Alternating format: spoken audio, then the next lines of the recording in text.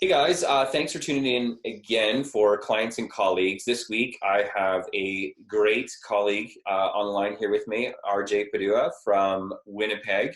We've done some coaching and worked together for a few years, but man, you're less a client and more a brilliant entrepreneur. And that's why I wanted to do this interview with you today, because I think you have a really cool story about where you did start, where you are today, but I just know that you're somebody that can articulate well, like what were the strategies, the tactical moves, the things that you chose to act on and implement that led you from where you were to where you are today.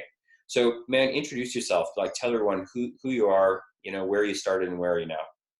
Okay, so Padua, and I feel like I've been in the lifestyle and health industry for about 4 years now. But prior to that, I was a personal trainer, and back when we first started, it was the generic bodybuilding model, right? So I was first started as a university lab assistant. As soon as I got that course under my belt, I went to a big box gym, right? And I had no certifications. All I had was human anatomy, and I didn't even finish up my CPR yet. But I had the will to be one step ahead of anybody that was put in front of me. And I remember spending a couple hours there just schmoozing with the sales manager, and now understanding who those people are in the business world or in the fitness business world. It's kind of funny looking back at it now, right? Like you think a head manager at a facility is somebody that is like super into fitness and knows that world, but it was quick to learn from speaking with those women that she was there purely for sales, right? And then I met with the lead trainer at this big box facility, and she said, you're going to train me. That's it. Like, if you can train me, then you can do anything. And so the night before, I wrote up a program. This is going to be it. Sat down with her, did the program, and she's like, all right, you're cocky, but I like you. You're hired, right? And so when we started training clients, it was about the bodybuilding method, right? Like Mondays was your chest day, Tuesdays was your back day, Wednesdays was your leg day, Thursday shoulders, Friday arms, and then you take Friday or Saturday, Sunday off. The food pyramid was all backwards, right? High carbohydrates, grains were good for you, that kind of stuff.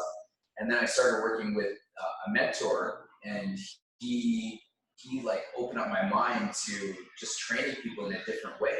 He was training pro athletes. So he actually hired me to just help him train his pro athletes. And then all the athletes left, and the next thing you know, we were training like 40, 50-year-old like guys and girls. And he had them doing almost the exact same program. And so it just like blew my mind up, right? So I brought all that kind of stuff back, that training model to the big box gym. And I just took it off into small group training. So I started small group training before I knew small group training was a thing, right? But I was charging people their personal training sessions, but I was saying, okay, well, we're going to, team you up with 3 other people, and we're going to do the super fun workouts.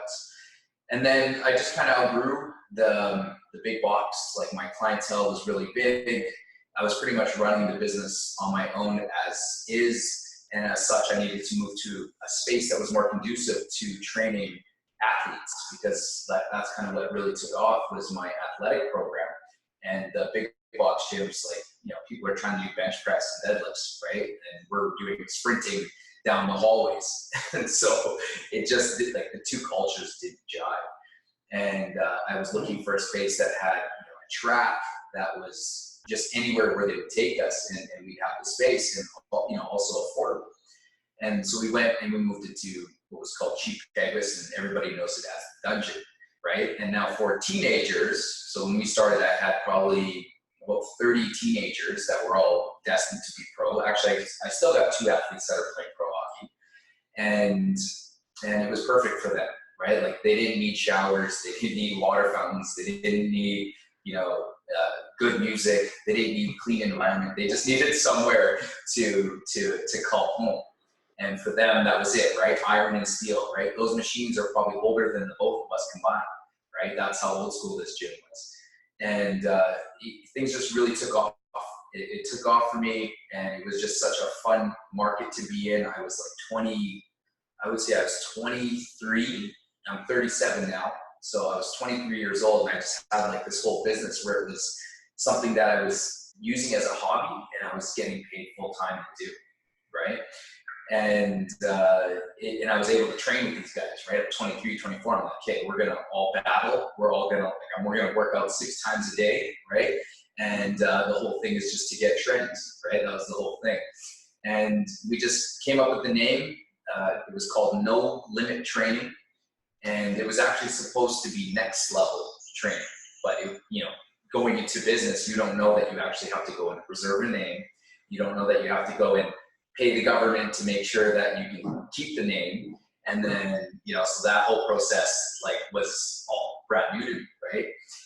And then, so we did the hockey model, the iron and steel model. We did that for about 5 years, right? And I was more so invested in growing, all the other elements of, going into being an adult, right?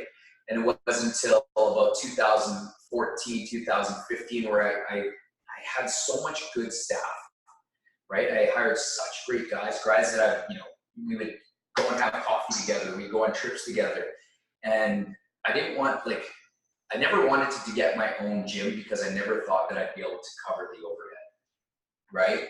And so the key for me was I wanted to have a sustainable business, and I wanted to be able to have a team with me full time. I remember one of my very first business goals, and I never thought about business goals, nothing like that. I was like, okay, what is one goal that I wanted to achieve? And the number one goal I wanted to achieve was just to have one full-time staff. So that was working 8 hours a day, and then having 2 part-time staff. So then I hit that benchmark. Yeah, that was it, right? I would say I was about 27, 28, so roughly 10 years ago. And that was my goal. And as such, I started just giving away the hours. And, as a business, as an entrepreneur, we're designed to work, right? If you're an entrepreneur and your goal is to sit on the beach and sip Mai Tais all day, it's not going to happen. We're just eager. We're always driven, right? And especially us athletes like yourself, like myself, we're not pushing in the gym. We're going to be pushing in business, right? You're going to find something, and otherwise you're just going to go crazy, right? There's no way without medication that you could sit around and not do anything. So as such, I had to find other venues, and it was then when I started to invest in education, right? Up until I remember the first book I ever read in my life, I was probably 22, 23 years old. And it was called The Key to Perspective. And it was written by a couple of local guys, Cal Botterill and David Tellis Langdon. So Cal Botterill, his daughter she played in hockey there for Team Canada. And it just opened up my mind. And after that, it was just nonstop reading. And I just started looking at how do you market? What are the elements to having a business, and more specifically, a fitness business? And I was following about 4 or 5 different guys when it came to fitness marketing, and Bedros was the one guy that he was hitting all the benchmarks for me, right? It's okay, what he said, I implemented and it worked. And then, so I started narrowing my niche, right? So I was okay, I need to narrow down on what he's saying and then just block out all that. And literally it was October of November 2015, I believe, maybe 14. I'm not sure how far back you and I go. But I was watching one of his videos, and he's like, "Yeah, come down to Santa Monica or wherever it was. I can't remember where it was, but it was an implementation boot camp with Jeff. It was with Carlo and Josh and Bedros, right? And this is when they were all super thick, swollen guys. Remember that time in their life, right? Yeah. And they said, yeah, come down here. We're going to give you guys surfboards, and we're going to go surfing, and we're going to learn, we're going to implement. And I was like, hey, I'm doing this as a bachelor party for myself, right? I'm just going to go down there, drive there, surf all weekend, hang out with these guys, learn some new stuff. And I never really had high expectations. And back then, it was more about $5,000 was the investment in the US. And I remember looking at it, it's holy crap, $5,000 US, that's nuts. Right? But I said, you know what? I'm just going to count this as a gift to myself. And the month prior to that, I literally consumed everything that Bedros had put out. And I kept seeing this guy, Cable. And I didn't think you were a real guy, right? Because the name is super unique. So I was like, who's this Cable guy? And you were in everything. You were in his biggest transformational story. Would you agree? Right. Yeah. Back then. Yeah. Go back, I'm not even sure how long ago that was, but if you go back to that point, Yeah, you were like, you were in everything. Cable did this, cable did that, right? And so I watched all his videos, I read all his blogs, everything that he put out there, just because I wanted to be ahead of the game when I get down there. I'm all about competitive advantages, right? I'll take them in any way possible, right? As long as it's within reason, legal, all that kind of stuff, right? Ethically, morally, right? And I wanted to get down there, and I was hoping to be like this, you know, to get in there and just be 10 steps ahead of everybody else. And I remember getting down there, and it was like Samantha Taylor was in the room, Anna Larson, right? Trevor was there, and a couple of other guys that are still like in the industry, and like they were talking about ClickFunnels, they were talking about Facebook ads, and I was like, man, I had like no idea what you guys were talking about right now. I felt so far behind.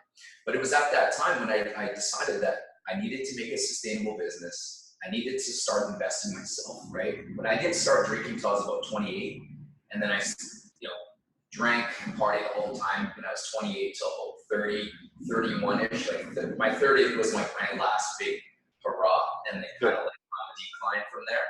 But I was like, I need to like take my life seriously, right? And it started with the self-education, right? There's tons of content out there. I follow your stuff. I still follow Pedro's stuff. I follow a ton of other guys' stuff, right? And just pick up things, right? It's all about, I feel like we're modern athletes, right? And if we were back in the caveman days or back in whatever fighting days, we'd all be learning different techniques. You know, the guys that survive, like look at Bruce Lee, right? He's like, I don't have a technique, right? He's like, he molds to everything.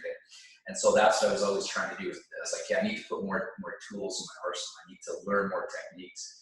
And after I had that one seminar down there, that implementation boot camp, like literally my business doubled, right? And I said, okay, I need to like focus my attention on this, get off the floor, start focusing on growing the business itself, right? How do I market this? And back then, it's like, man, you put out a ClickFunnels, like 100 people would sign up on it. Right.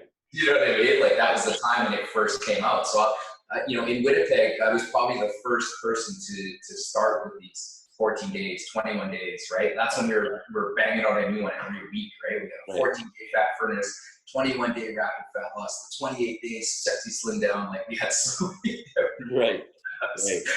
So, but I was like, man, I'm up for all of it, right? And I was, after that group, I kept my ear to the ground, and I was like, I got to look into this mastermind, right? And so I was still in the dungeon, but the business was growing.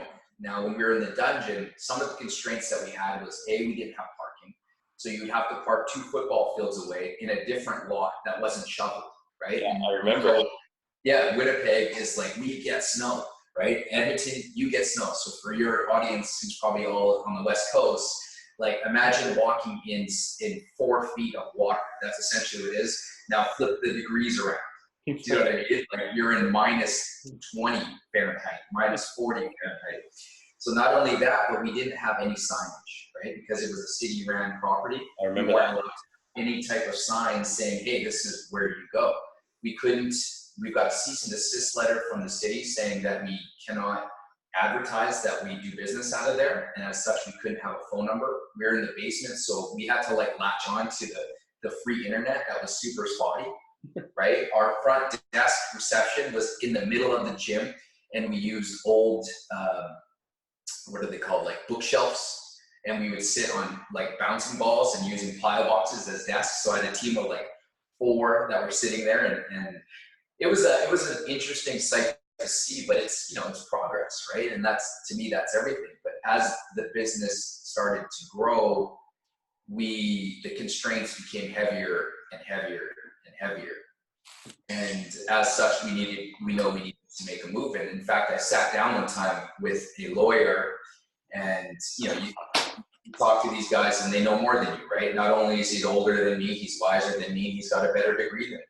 And so I sat down and I was listening to him, and I'm just like, dude, you're not listening to a word I'm saying right now. Like, I just told you the 5 things. That's your ego. I'm like, but I'm paying the same amount of money to be there, but we have a front desk guy that hits on our staff. We have a manager that yells at our clients if they don't take their shoes off at the front door. Like, it's just, it's making me lose more business than gaining, right? And then I joined the mastermind, and it was kind of like, I said, okay, well, like, just tell me what to do, right? And so you essentially coached me through the things that I needed to get done. And I remember sitting in a mastermind, and Pedro said, dude, you need to like get out of there within the next 60 days, right? And I listened to what you guys said, obviously put my own little twist on it, and we moved out of there, and it was awesome, right? It was awesome for about 60 days. And the reason being is because we brought in something new, right? We brought in something new.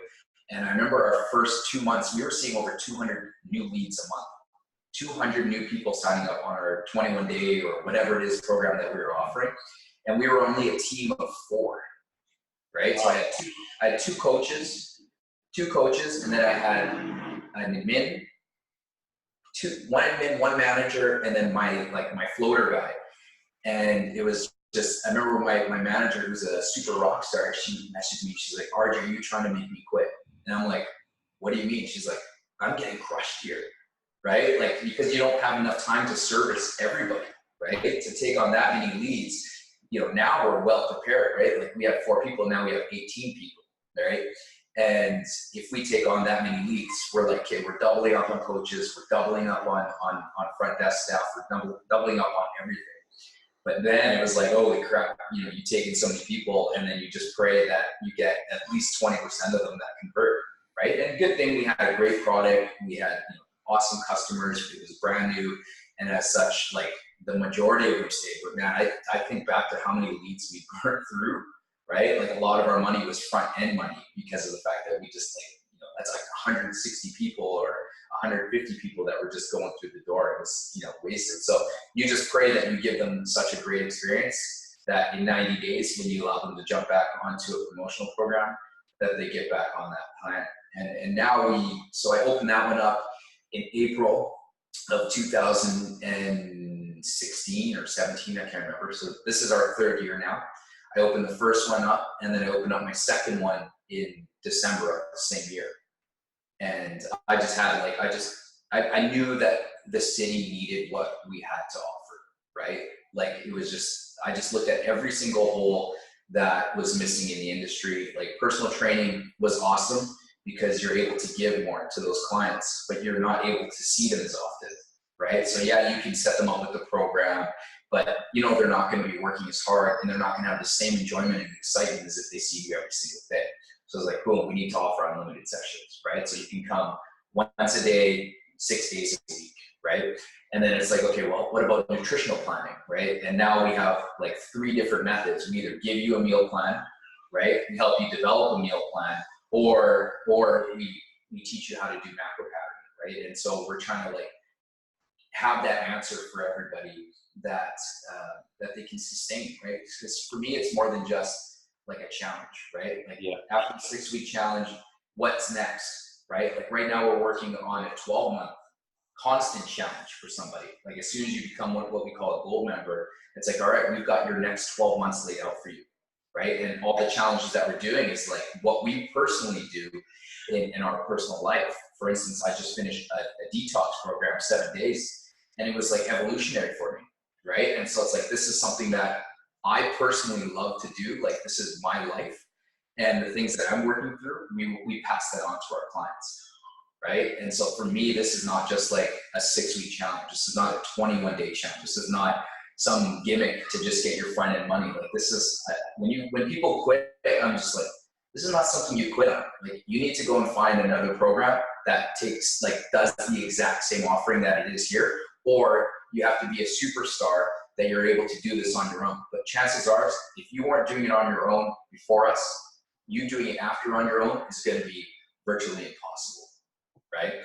And so I'm like, my business model is not built on that. It's built on like, how do you keep tenure clients? And people say, it's impossible to keep everybody, but you know what, man, I'm going to try, right? Like, my goal is to try. I've had clients that I still have clients, about a dozen clients that started with me back when I was 22 years old.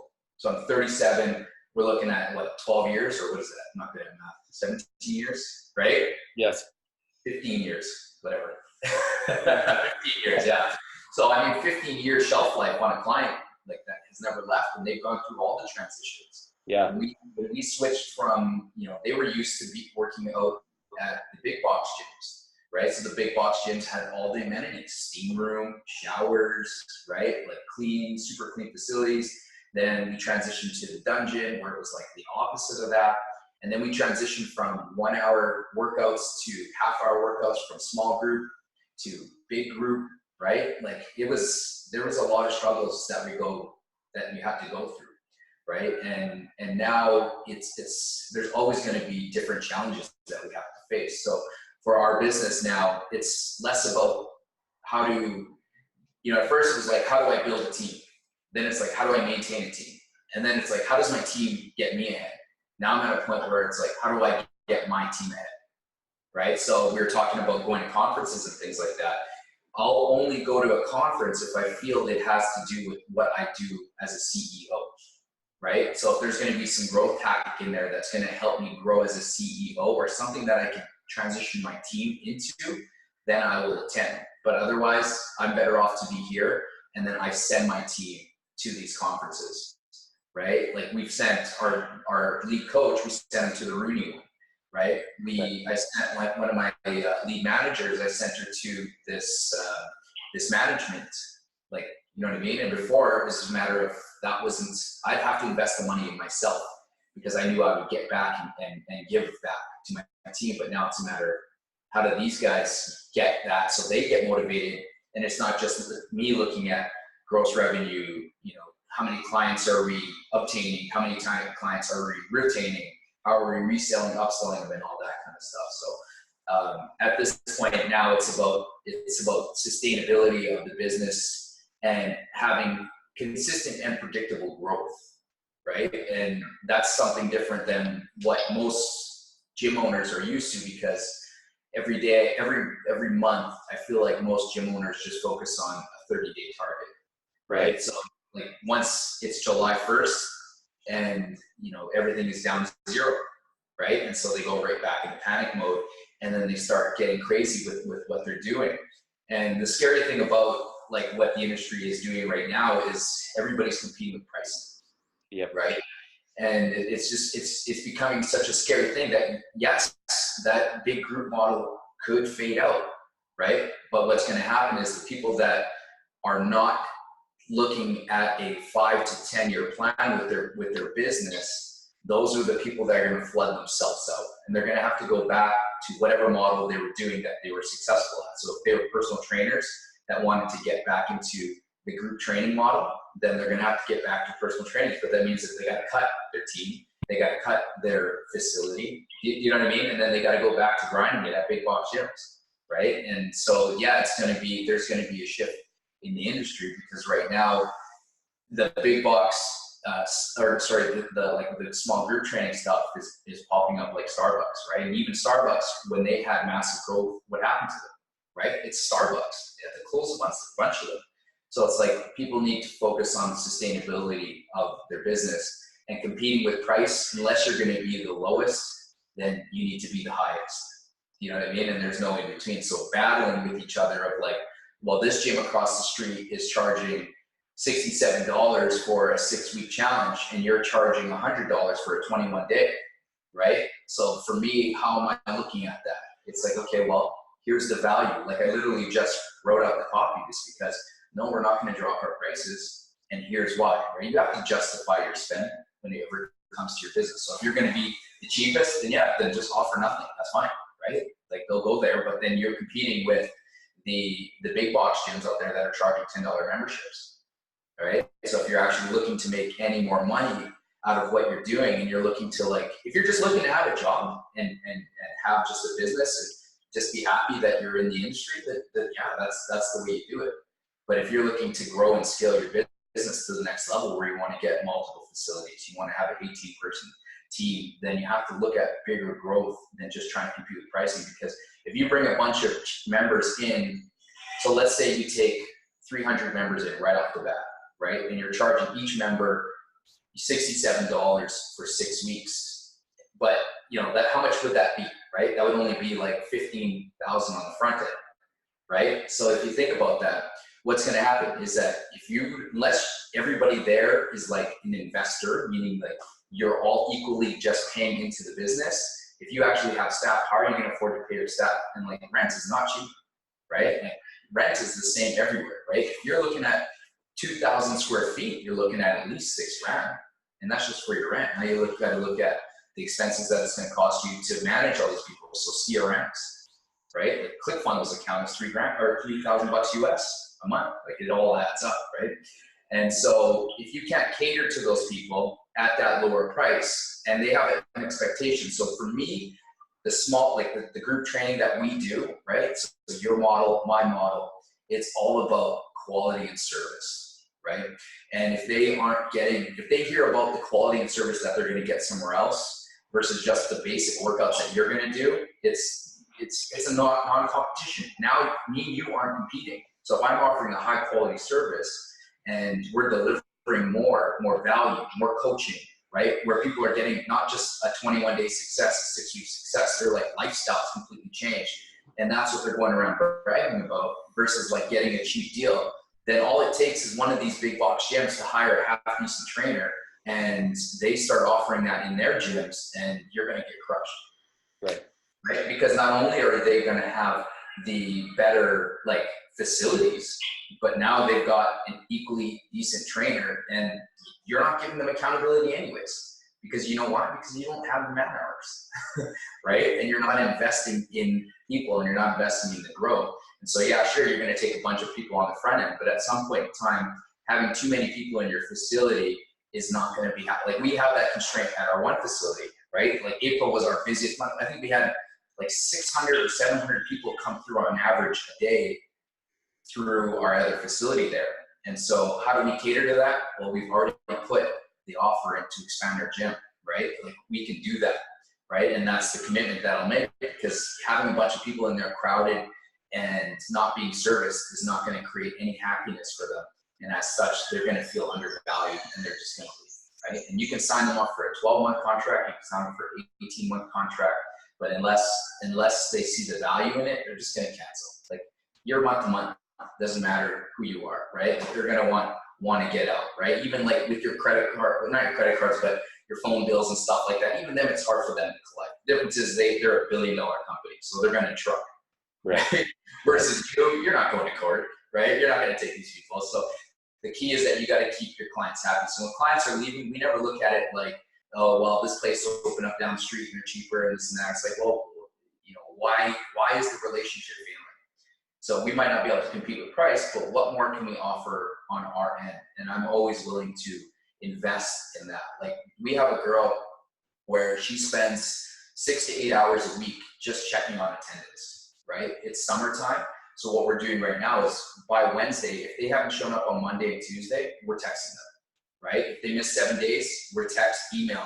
If they miss 14 days, text, email, phone call. 30 days, text, email, phone call, right? And then we relentlessly pursue them to get them back in the gym, because if they're not coming, they're not going to pay and stay. Just that we're in a business of producing a result, right? And we're not just in a business of reoccurring revenue, because if they're not coming, eventually, unless they're uber rich, they're just going to cancel it, right? Like you don't want to pay for a service that they're not utilizing, right? And so that's kind of like the investment that we make. Now I have a person that all she does is lead nurture, right? So as soon as we get these leads through the door, or anything, so if we get a lead ad, right, she's immediately gets a text message, she's immediately on the phone with them, right? On top of the automated services that we have, like Skipio, where they get entered into campaigns, email, that kind of campaigns, and now we're creating that follow-up. And since we did the branding switch, we had a hard time with getting our Facebook name changed. It was the hardest thing to change everything. To get a new business name took me 2 days. To switch over Google took me a day, right? To do all my branding, it took me 2 days. I had flyers, new T-shirt design, Like that was the fastest part. But the slowest part was getting the Facebook name, and as such, we weren't doing any Facebook ads. And I realized that I needed to get even more fishing poles in the water. You know what I mean? And so now we do 2 events. It's like 2 events minimum a month where we're in front of people, right? We have referral prizes every month where we have sponsors because of the social media following that we've gained over the years. I mean, we have somebody that donated a 65-inch TV, right? So you're looking at $1,200 to $1,500 to just to be a sponsor. And every month we get something. Like we gave away a trip to Vegas in January, and it wasn't on our dollar; it was just the people that believed in our brand. Right. And and so I mean, that's how we get internal referrals, right? So I don't know. I guess what I'm trying to say out of that message is you got to, like, us as entrepreneurs, as business people, we have to have mobility, but we also have to create stability, right? So we want to bend but not break, right? I know that there's going to be a lot of people that are going to be shifting their businesses, and they're going to be trying different things because they might feel like the market is flooding, but it's going to be a matter of who's consistent, right? Consistent, and then as long as you're delivering, as long as you're over delivering, right? I still love the 10x, right? Like, somebody said you charge 200, you offer 2,000, right? And I love that, right? It's like, how can you create more value for charging more? And right now, the trend, you know where the trend is right now? It's in delivering more value, right? It's all about delivering more value. It's not about, who's got the best coaches, who's got the most degrees, who's the cheapest price, who's like, if you can charge whatever as long as you're creating value. And if you're looking for one trend right now, like you're looking to join some type of mastermind and find out what's the new secret, like there is no new secret right now. Yeah. Right.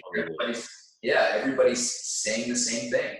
Right. And so now it's all about creating value to the customer. Like, how do you, like, everybody's posting transformational videos now. Everybody's posting, before and after photos, right? You go into most gyms and they have all the before and after photos. So now it's become pretty standard to the customer's eyes. Like, I follow everybody on Instagram, and I see everybody posting like before and after. So now it's like becoming, all right, like, nobody really cares anymore, right? Whereas you go back a year ago, and that was like the thing. Oh, this person lost 30 pounds. I'm not saying you should stop doing that, but I feel like now you need to go out there and you need to create different ways, right? Like, for me in the morning, it's always the same routine. I take care of my body, I learn something new, and then I immediately go down and write. And my team is so backed up with things. Like, literally, they're filming our Sunday night cooking show. My wife has a cooking show on Facebook. It's called Mary's Kitchen, and they're like filming it in the next room.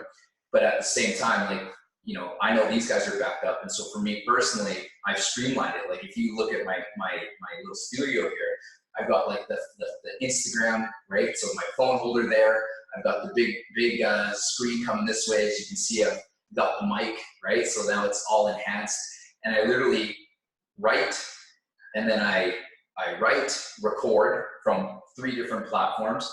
Then I post the podcast, take a photo, upload it to the podcast or whatever, upload it to LinkedIn, share it on Facebook, you know what I mean? So it's like, right? And just like, now what am I doing? I'm positioning myself as the authority. And, I don't care about the rest of the world. I just want Winnipeg, man. I don't think I'm too greedy, but, and the nice thing is where people say, you got to outwork your competition. Well, yeah, that's true. And I will, but I'm also going to work smarter, right?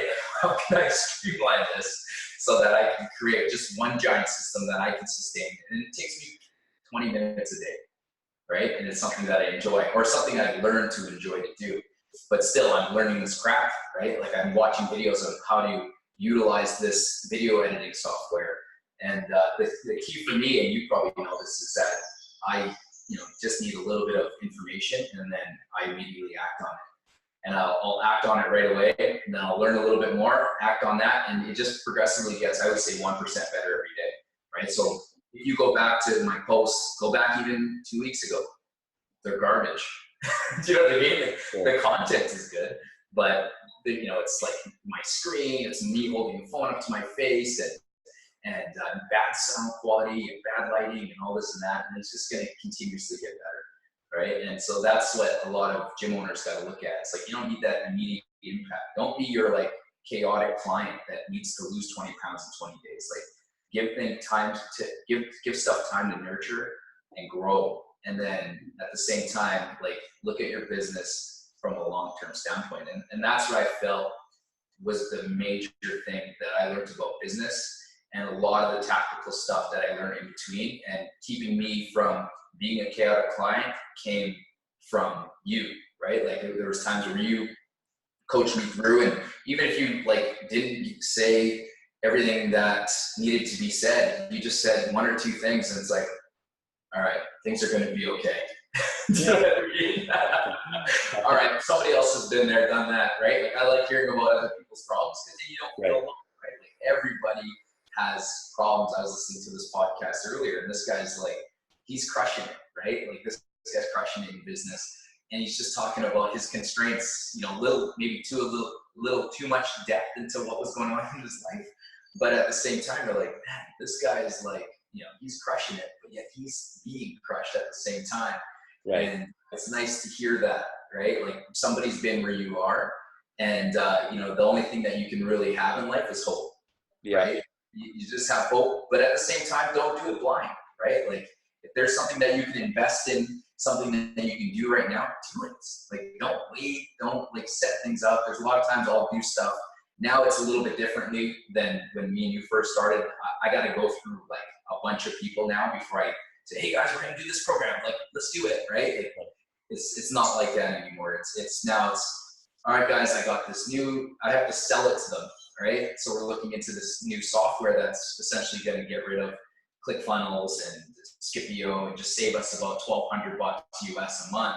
And I'm like, hey guys, here's what we call an OTA, so outcome, transparency, and accountability. So it's like, hey, here's the outcome I'm looking to achieve from purchasing the software. Here's the transparency of it and who's accountable for what. And so I have to like run it by them, right? I'm still 100% owner of my company, but now like, how do I get my team ahead without, you know, if I put out a new program, which you know, it's hard as an entrepreneur, you're like, hey, this gym's doing this and they're doing that. Like, it's awesome. Like, let's automatically do this. Like when we put together our 5-week planner, like the one I kind of modeled what you did, and then I combined it with what works for us, and then I turned it into like this 5-week program. That took me like 4 weeks to roll out. I'm like, man, typically this would take me 4 days. Yeah. You know what I mean? I would rather just roll it out and deal with the crap that comes after. As it gets bigger, it gets harder to turn, right? Yeah. And so, but the outcome of that was, you know, we talked about it very briefly, right? And the expectation of what came out of it was exactly what we predicted. And now it's all about planning, right? I'm in meetings, you know, I have at least 2 meetings a day, right? So now it's all about planning and less about the tactical portion, right? And so I feel that as your business continues to grow, you should only be doing so much tactical stuff throughout the day. Then it's a matter of turning it over into, you know, if you're doing the same thing over and over and over again, unless that's the only thing that you can do in your business and nobody else can do it, then yeah, like you continue to do that forever. But there isn't, I see that there isn't ever really one role in business. Doesn't matter what business it is, that somebody else can't do it. In fact, do it at least 80% of what you do, or if not better, right? And so that's what I do now. Is like, okay, I'm doing Manny Chat right now, right? And I feel like I've got it down pretty solid. Right? So now I'm at a point where I've got that all sustained. I see the growth. The growth is predictable. Here's like the 3 things that we need to continue to sustain. And then what I do is I create what's called a 4R document. So roles, responsibilities, requirements, and results, right? And so we do that document. And then I'm like, hey guys, here's a new position. I was just having a conversation with one of the girls that I feel is a lead runner within my team. And I was like, hey, you looking to level up? Here's like a video that you can watch right now. And then when we roll out this position, you can be a front runner, right? And so now it's like I've taken that chunk and I'm going to pass it on. And the business now is the pie is definitely a lot bigger, but my piece of the pie is a lot smaller. But my involvement is where it needs to be, right? So like having meetings like this, I still talk with a lot of people from the original like mastermind. You know what I mean? I meet with people monthly, right? And that's the stuff that pushes the business forward, right? Eventually, I'd like to turn that over where I'm just sending my guys to masterminds to grow the business, and you know, instead of just conferences, right? That's the next thing. It's like, okay, you hire a business coach. Do you know what I mean? And then that's how it's gonna push us forward. So instead of me being the front runner for everything, it's like, now let's create a result. But then the hardest part about being an entrepreneur and a business owner is like letting go of that big chunk of profits, right? Whereas before we would profit 50%. When you and I first started, I remember coming into my very first mastermind in Vegas, sitting down, thought it was a big week at 40 grand a month, right? I was like, man, nobody's making 40 grand, right? And then you sit in that room and there's people talking about, like Ian was in that room with me, right? And he's talking about owning 7 facilities at the time. And then other people have like 3 and they're making like 80K, right? And I was like, holy smokes, right? It was crazy. But I was taking 50% of that pie, right? Man, my profit, because you kept talking about profit margins, I was like, man, my profit margins are the ish, right? And now it's like the pie is a lot bigger, but my personal take home is a lot smaller. But I mean, the same amount of take home is the same. Does that make sense? But except that, and as you start to see that dwindle, I do what's called a time study. Every day I put down like I have 4 columns. So I have working, right? So tactical, I have planning, I have personal, and I have family, right? And every day I try to, at least if I have a full red day, the next day is going to be like a full yellow and blue day, right? So it's going to be family and personal, right? That means working out, self-care, massage, that kind of stuff. And then the other half is going to be 100% dedicated to family time, right? And like nobody's messing with that schedule because like I just crushed it today, right? Sometimes. Truly, man, that's the difference, right? Like that's the difference from the early days when your slice of the pie was a lot bigger. Is it's like what you've really bought is the freedom of having that lifestyle, which is an important message for people as to why to do any of this in the first place. Yeah, exactly. And I think you evolve, right? So it's first from just like a hobby to a job to a career to a franchise, essentially, like you're building your own franchise. And then it's after that, it's like a legacy, right? So, that's my mission is to just create a legacy. And I don't want to do anything to really mess that up, where the hardest part for me is to not wanting to jump back in, right? Like today I coached on the floor, right? But I had so many other things that I needed to get done. And I do that because I'm like, man, I can go out there and crush it and get these, right? So it's kind of like that inner person where you're just like, I'm going to do the best, right? You almost get a little bit arrogant with it, but you're like, no, your team, you need to put your team ahead. Like they need to get ahead versus you always jumping in. And that's one of the hardest parts is when you get to that point and it give the lack of noise becomes deafening. So when you were used to being the go-to for everything, right? Where you answer every email, where you answer every text message, where you're coaching every session, and then like it's just overwhelming, right? But you do it, right? And then you get to a point where that's all gone. And then now your team is constantly messaging you, right? It's like, hey, what's the next step? What's the next step? It's like transactional management, right? Like, hey, Cable, what do I need to do? Okay, thank you. I'll be back in an hour. Hey, Cable, what do I need to do? And then it gets to the point, like my business got to the point where nobody was messaging me, right? And then you're like, what do I do with my life, right? And I think that's what a lot of people that I talk to are at that point where they're like, no, the business is good. And so a lot of them start to think that, I'm going to just sell off my gyms, right? Or I'm just going to become an online trainer or all these different things. And they just kind of like, it's like, let's settle for a minute, right? Like just do that for a year. Focus. It's just like clients that are at the gym, right? And they reach their goal of 20 pounds, right? And then you're like, okay, let's do another 10 pounds. Then they finally hit that 10 pounds. And then they're questioning what's next. And so they start to like get bored at the gym and they don't realize that, no, you need to work out like every single day for the rest of your life, right? Like this is not just something like that you lose 10 pounds and then lose another 10 pounds, lose another 10 pounds. It's like, just settle in. And now there's other elements of fitness that you can work on. Let's focus on your nutrition now. Maintain your weight, maintain your workouts. Now let's focus on your nutrition. Then let's focus on your self-care.